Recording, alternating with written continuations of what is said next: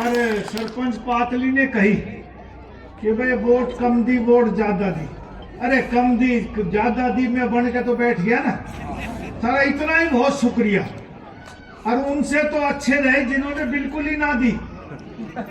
तुम्हारे गांव में तो मैंने काम थोड़े से करे होंगे तो ना करे, मैंने दौलताबाद में 15 करोड़ रुपए लगाए। मेरी वोट आई 6000 वोट है गांव में, मेरी वोट आई थी 300 या कुछ 340। जब थी वोट 5000 से कम कुछ 4900, अब होगी 6000। 2019 में 10 साल हो गए।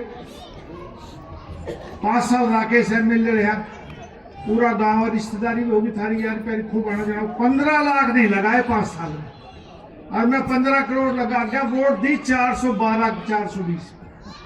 उनमें 2 कॉलोनी लगे तो मैं उन कॉलोनियों की मान लू, गांव की मान लू। बूथ गांव में लगे 2 कॉलोनियों पे, तो उनका तो थमला दूंगा अच्छे हो भाई। मैं गांव में गया वोट मांगने खातर, बोले साहब गांव की खड़ी है। मैं कह रहा 14 में खड़ा था, अब खड़ी है। खड़ी इसलिए कि छोरा छोटा है, अगली बार वो खड़ा पाओगे तुमको मेरे बाबा जी समझो। अरे नहीं सदा खड़ा रहेगा तो इतनी तो वोट दे दो जो हिस्सा सिर का काम करे। और मैं जब भी मान लेता मेरी 400 में तसल्ली कर लेता। अरे मैं हीट था वो जाट थी, जो फर्क था ना।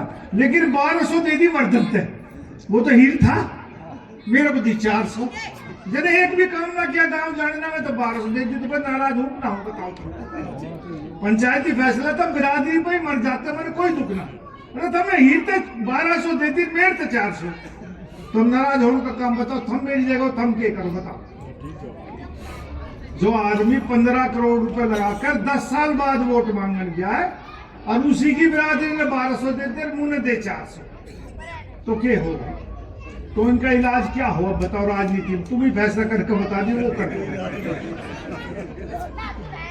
और भाई जहां तक इस गांव की बात है पातली हाजीपुर की,